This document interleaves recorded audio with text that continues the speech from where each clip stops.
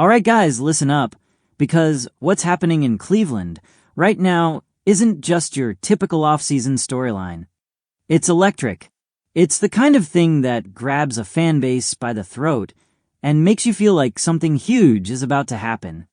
And trust me, I've been watching this quarterback battle at Browns OTAs very closely, and let me tell you, it's wild. Quarterback is the position everyone's talking about. I mean, it's always a hot topic, but this time around, it's not just about filling in reps. This is shaping up to be a four-man clash that might actually change the course of the Browns franchise. Now, yeah, we've still got the Deshaun Watson situation hovering in the background as he recovers from that brutal double Achilles injury.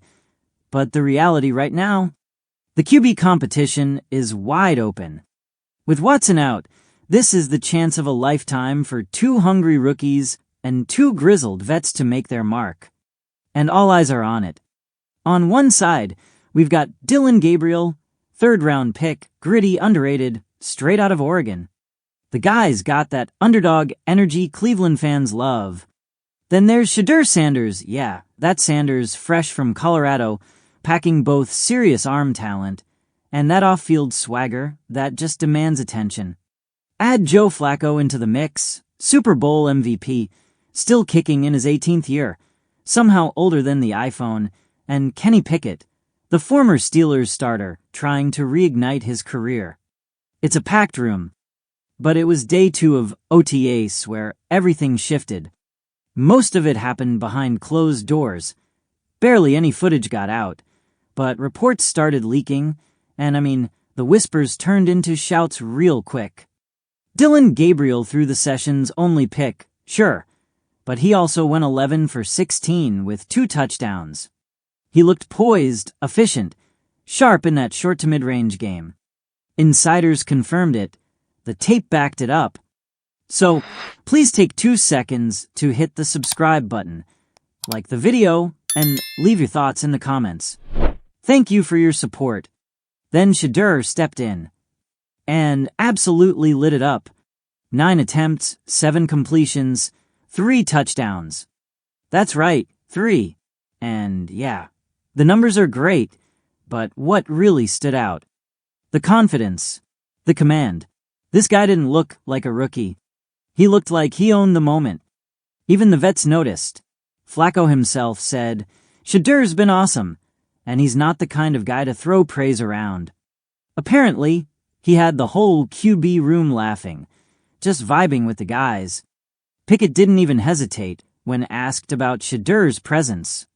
He said he fits right in, and you can't fake that kind of chemistry, not this early. Now, don't get me wrong. This isn't some happy-go-lucky Disney sports movie. This is still a full-on war for the starting job.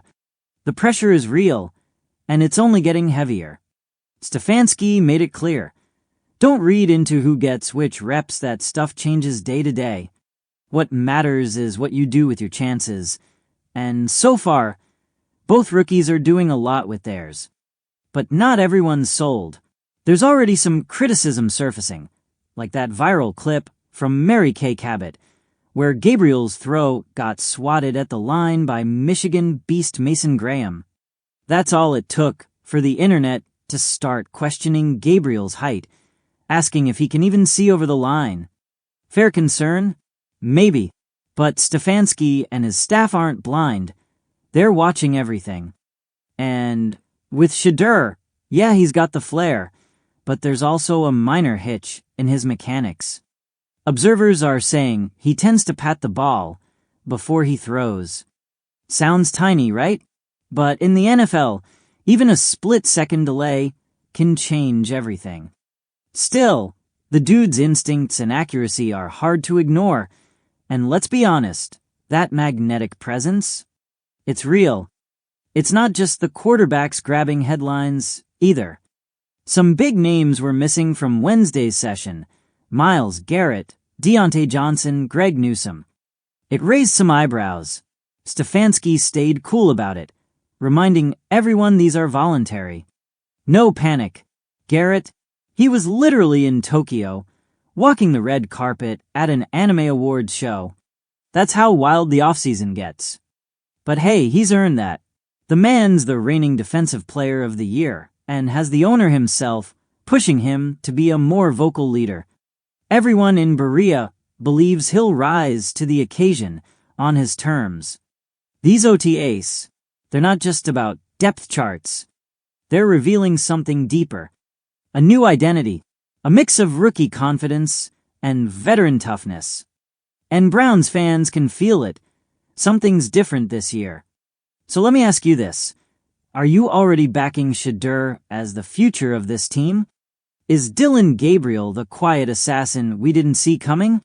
Or will Flacco or Pickett remind us why experience still matters? Hit those comments. I want to know where you stand. Because make no mistake, this QB competition is rare. Not just because of the stakes, but because of the vibe. It's not toxic.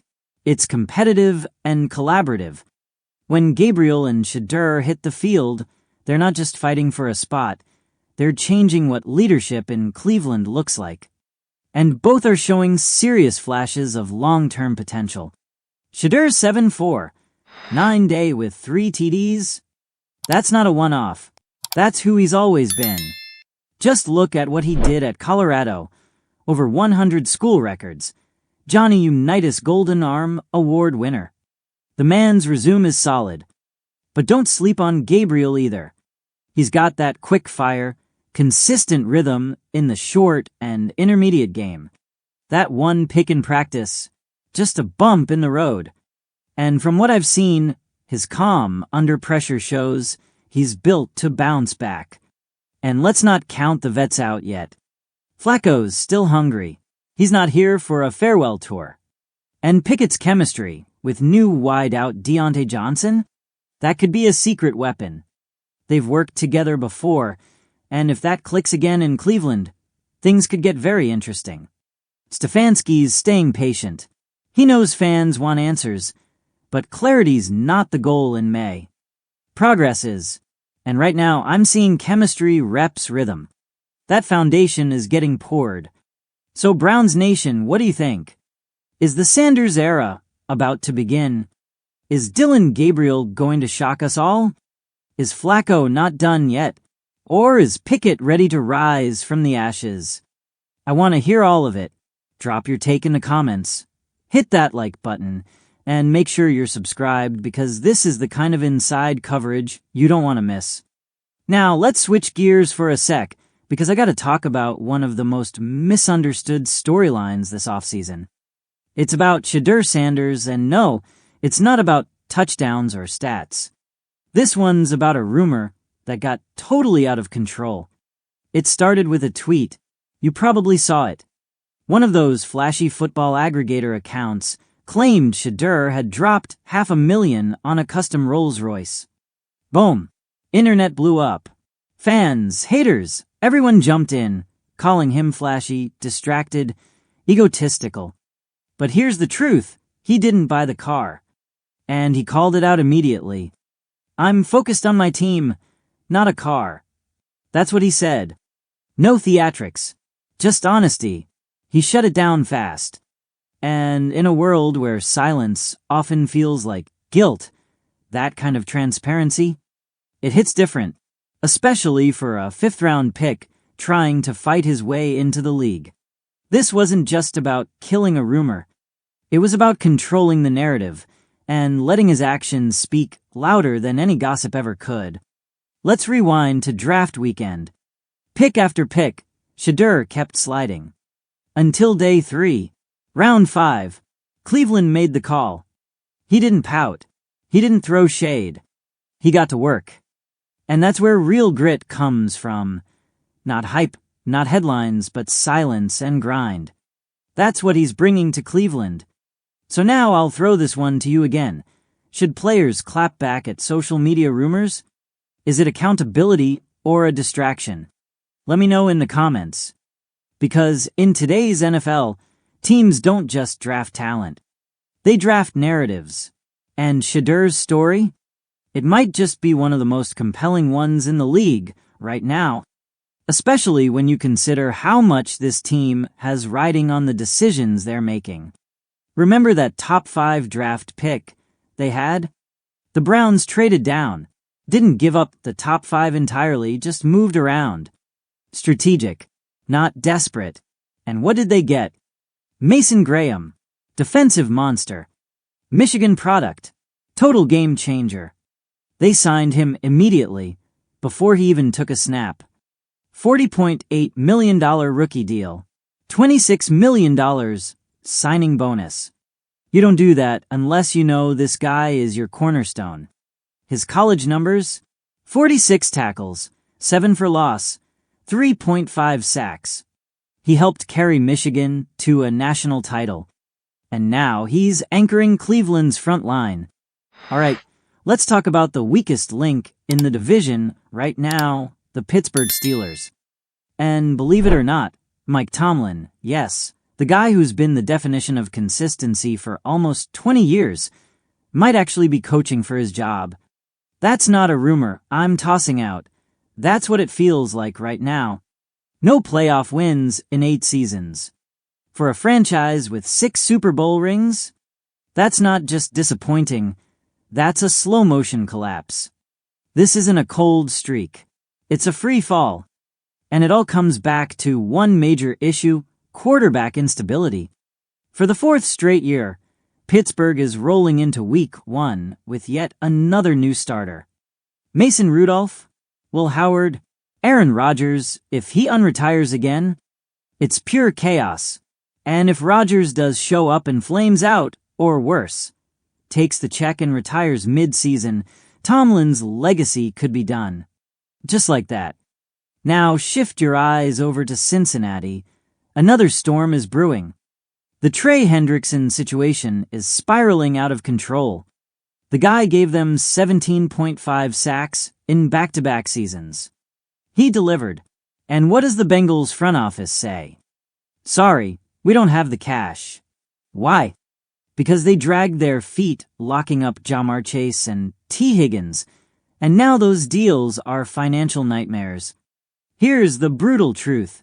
Hendrickson was half of the Bengals' sack total last year. Not some half. If he walks or holds out, they are toast. Dead last in sacks isn't a take, it's a fact. 1/3 of their total pressure rate came from him. You take that out of the equation, and that Bengals defense becomes a paper tiger. And in the AFC North, that's a death sentence. Now let's check in with Baltimore. The Ravens calm, cool, steady. Maybe even a little too predictable. If they win the division this year, it'll be history. No team has ever won the AFC North 3 years in a row. But here's the thing, we've seen this story before. Double-digit wins, hosting a playoff game, and then coming up short of the Super Bowl. It's like clockwork. Ravens fans call it consistency. I call it hitting a ceiling. Every single time. Now, let's bring it back home to Cleveland. Oh yeah, this is where things get beautifully chaotic. Let's talk about the quarterback room, which might just be the most explosive in the entire league. We've got Joe Flacco, Kenny Pickett, Dylan Gabriel, Shedeur Sanders. And maybe a miracle return from Deshaun Watson coming off double Achilles surgery. That's not depth. That's a controlled demolition. Now Flacco's probably the safe bet for Week 1. The veteran, the calm hand. But let's be honest, he's 40. He hasn't made it through a full season since 2017. Are we really betting on him staying healthy or even staying in the lineup for 17 games? So then what? Are we tossing rookie Dylan Gabriel or Shedeur Sanders into the fire mid-season? Because here's the kicker. That fire might be in London. That's right. Week 5. Browns versus Vikings on international turf. Do you want a rookie making his first NFL start across the ocean in that kind of pressure cooker? That's not just risky. That's setting the poor kid up to fail. So here's how I think it's going to go down. Flacco holds it down through the first 6 weeks, London game included. But the pressure, it won't go away. The questions, they'll only get louder. That spotlight is going to get hotter every single week. Because this division, it's transforming in front of our eyes. The Steelers are staring down a regime collapse. The Bengals are bleeding out on defense. The Ravens are stuck on repeat. And the Browns, we're uncertain, yeah, but we're absolutely loaded with potential. So Browns Nation, what do you think?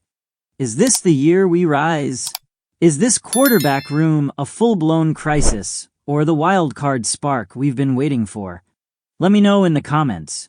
And hey, if you're tired of the same old surface-level takes and want the real breakdowns, no fluff, no clickbait, hit that subscribe button and turn on those notifications. Because something is brewing in Cleveland, and it might just shake the entire NFL. Thanks for watching. I'll see you in the next one.